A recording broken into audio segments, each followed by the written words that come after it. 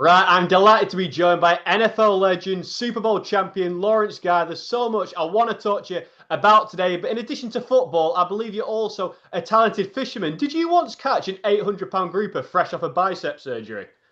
I did, and it was impressive because it was doing spinner sharks, and it was like, hey, you might get something exotic, and all of a sudden, I'm sitting there for like 30 minutes, and they're like, this is a grouper. I'm like, what do you mean it's a grouper? They're like, it's a grouper. I'm like, what is a grouper? They're like, the thing that you eat, you just don't ever pay attention to it, and all of a sudden, 45 minutes into it, I finally get it up, bicep burning, and all of my head, I was like, this bicep surgery went well. Like, but I can't say nothing to the team because if I hurt myself, this would be like what happened. I hurt myself fishing, but we yanked it on a Shamoa rod also, so it was a very unique situation. As soon as we got it, we touched it. As soon as the captain dove in the water to get it, it dove. Boom. And I was just like, look, I caught it. Then the guy next to me is like, what do you want to do? I said, it's your turn. I'm not doing it no more. It's a wrap. I just spent 45 minutes of my life struggling with this monster of a fish. Absolutely. I mean, now you've got all the time in the world to go fishing because you've just announced your retirement. How does that feel? It feels great. I was blessed enough to be able to walk away from the game. So I always had that feeling like, hey, I'm good. But it was amazing to be able to do it in New England, in that spot that let me grow. Then it gave me more time to be with the family, interact with them, see them grow as little ones. And like I said it during I was there. I came in New England having a baby. I'm leaving New England having two babies. So it's just one of those things. I was like, oh, it's a full circle. I said, hey, it's just something about me coming back here or coming there where there's babies coming out. And you mentioned there your family. Can you tell me a little bit more about the Lawrence Guy Family Foundation, the sort of stuff you guys get up to? Oh, Lawrence Guy Family Foundation is an amazing foundation. With me and my family, we get together and we discuss what we want to attack. It's food insecurity. It's us making sure everybody has a notebook in their hand to start for school. Is it that our annual baby shower, which we got one coming up in December, and where we literally we are teaming up with Project Sweet Pea, where we're going to have that essential stuff for those moms that are in need, the strollers, the car seats, the first year of stuff that people just don't think about that as might be essential to us, but not as easy to somebody else to get. And we're going to host that in New England at the Patriots Stadium. They're blessing us to give us the venue, and we're just gonna make sure it's gonna be an amazing day coming up on that holiday season and especially during Christmas, where everybody's trying to figure out what's going on, or are they gonna put something on the table, or are they gonna buy this new car seat? How are they gonna get around? We're trying to make sure that they have a blessed holiday. 100%. You've done some amazing stuff in that field, and you did some amazing stuff in your NFL career, obviously. You're now a keeper of the light as well. That must be fantastic. It was amazing. I almost broke the keeper of the light. They never told me. I was like, hey, I'm sitting there, they're like, hey, I was like, can the bell break? And I'm like, no, but the stand can. I'm like, the stand can break? They're like, yeah. I'm like, I didn't know the stand could break. You told me the bell can't break.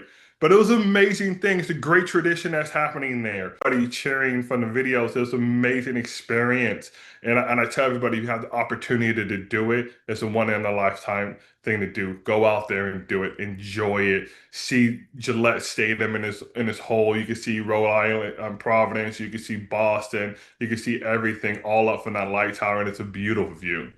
100%. You touch on Boston there, and I believe when the parade boats came out after you won the Super Bowl, there was an incident with a beer can, wasn't there? And took it like a champ. I was like, oh, hey, that's when you turn around and you look at the person and they tell you as soon as you go in there, they said, look, there's a chance you might get hit in the head. And I'm like, nah, bro. I'm like, I could dodge anything. And then like, there's a chance. Then all of a sudden, everybody kept getting hitting the head with beer cans, little spirits. And they're like, if you ain't going to drink these, do not ask for them. Then all of a sudden, I just get boom right in the face. And I was just like, I said, who asked for that beer? I was like, there ain't nobody in here asked for this. And they're just like, my bad.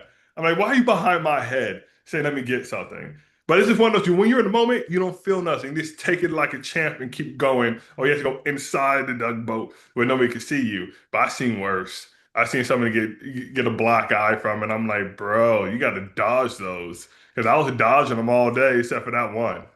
Yeah, 100%. I imagine getting hit in the face by a beer can was worth it considering you were able to win the Super Bowl. Tell me about that day because that must have been absolutely incredible for you. It was an amazing day. It was a defensive game.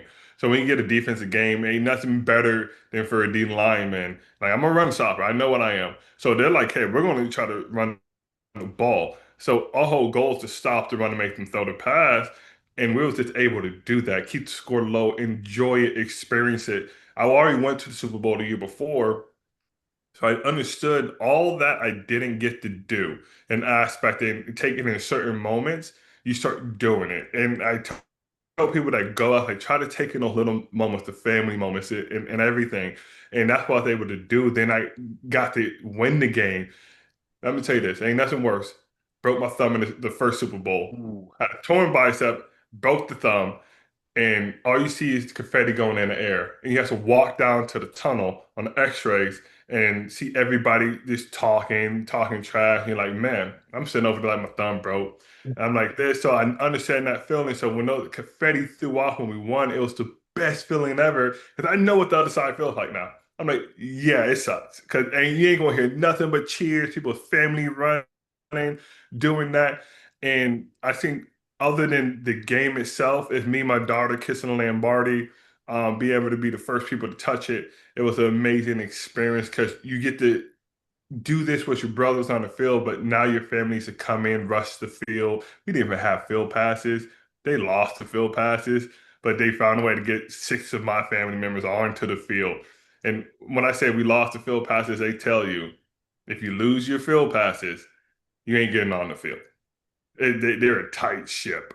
And all of a sudden we got on the field. And I was like, look, I said, I don't know how this happened, but we won. You did win, and you played with some fantastic players throughout your career, Tom Brady being one of them. What was it like being in the locker room with him? And I believe he used to wear quite bizarre attire. He used to wear a robe in the locker room, didn't I'll plead the fifth on that. he? But Tom was great. When people talk about a true leader, a true person of a locker room, there are leaders, then there's also locker room leaders, and he was both. And that's the unique thing about it. He knew everybody's name. He spoke to everybody. He knew about your history. He wanted to have a conversation. He'll break bread with you. You can find most quarterbacks. You hear stories throughout the league too.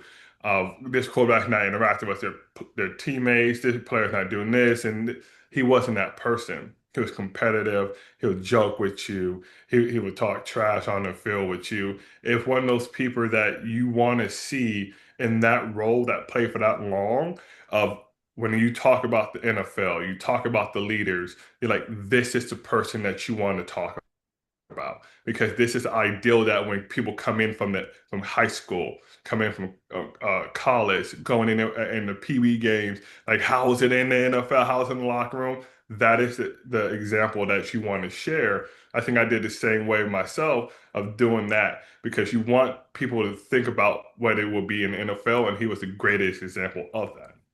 100%. And I believe before you guys played together, you sacked Tom Brady in a game, didn't you? I didn't get him a sack. I just kept hitting him. And I kept telling him every single time I hit him, I'm like, bro, did you just throw that? He said, yeah. My man threw an interception before he took the sack. I I said, this is wild. I seen the best picture if you see is around the internet is me on top of him and my leg is up. I'm literally like, you literally just threw that ball. He's like, yep. I'm like, he's serious? Because I'll have a full conversation with you in the game. I don't have no problem doing it. He's and I sat down and you rather take a attention on the ground or an interception and take this sack. And you're like, yep.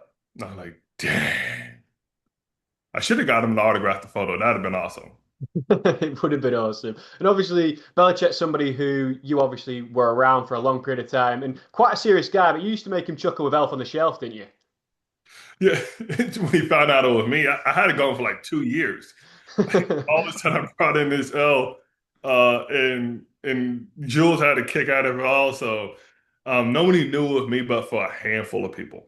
And all of a sudden, I just kept moving and moving, and then I got caught. I got caught on the ladder because I'm sitting there with a 12-foot ladder, climbing up in the middle of the locker room. Everybody's going home, and I'm just getting out of treatment. I'm like, I'm just gonna put this shelf here, and they're like, "What are you doing?" I'm like, nothing. They're like, nah, bro, you're doing something. And I just kept putting it around. And all of a sudden, he made the little smile. I'm like, "Hey, is that an elf?" He's like, okay. Then he kept by. Then all of a sudden, 2 years go by. I'm like, I could do this. and I put it. What first? My elf got kidnapped. Marcus Cannon kidnapped my elf, Oh and no. the elf gang came and got me. So I was getting arms and legs from the elf for a while. Like, hey, he said, if you keep disrespecting the elf game, you don't get it. And I got a little arm. Then the next day I got the hat. Then the next day I got the leg, and I said, dang, somebody kidnapped my elf. I was like, how they gonna do this to me? And they're holding a ransom.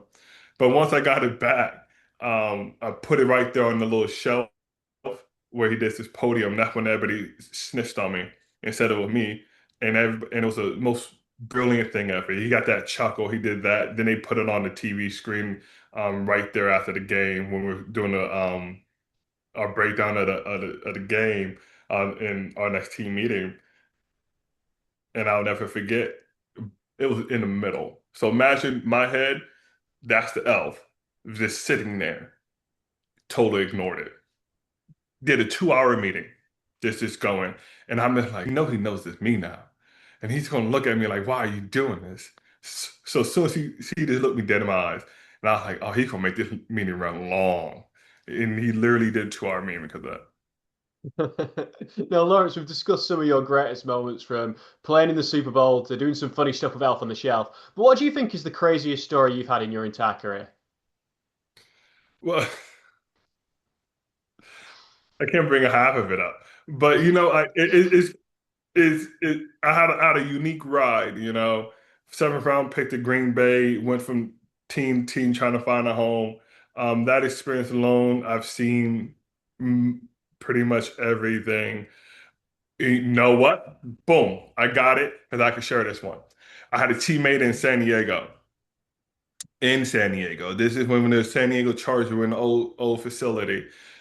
If you see pictures of it, there's a football field here. The building was here. So all you had to do from here to walk to here, right? That was it. He refused to walk from the field to the building to go pee. Refused. So we go stretch, and there's not a rule that you can't get up and go. You can get up and go anytime you want to. They tell you that. He'll pee on himself. He'll take a knee when we're doing the stretch, and he would just take the water bottle and he'll just pee on himself every single day. He'll pee on himself. And I'm like, why won't you just go to the bathroom? And he was like, I can't go that far. I'm like, it's 50 feet. Just go to the bathroom. And somebody looked at him and they was like, bro, you're the first person to tell me to go wash my hands if I use the toilet and you're peeing on yourself. So his shoes smell like rancid of pee every single time. Because every day he peed on himself. And it was the wildest thing I've ever seen in my life. Because I was like, you're a grown man peeing on yourself. And he had the nerve to tell people they stink. I was like, bro, your cleats smell like piss. It's like a pure urinal. And I'll never forget that one.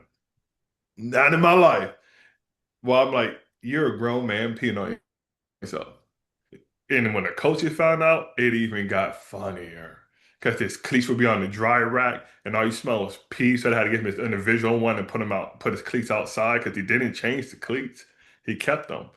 But then we started to notice every time he bent down and took a knee and had a water bottle, I was like, oh, he's about to pee on himself again. He did it in the game. He did it everywhere. They're just like, this is so bad. The equipment room hated him. Yeah, I can imagine that was extremely bizarre to be around. But Lawrence, once again, congratulations on such a fantastic career. It's been a pleasure for me to talk to you for the last 10 minutes or so. But before I let you go, is there anything else that you would like to mention? Hey, I'm just blessed enough to be on here and blessed enough to be retired after Patriot. And like I said, we have a baby shower coming up in December. Um, if everybody is aware of it, it's one of those blessings that you could do for another human being. So if you see somebody in need or somebody that needs a little bit more help, be the first person to step up. Don't be the second person. The first person is going to start the initiative and it's going to start that domino effect. And that's what we need in today's world.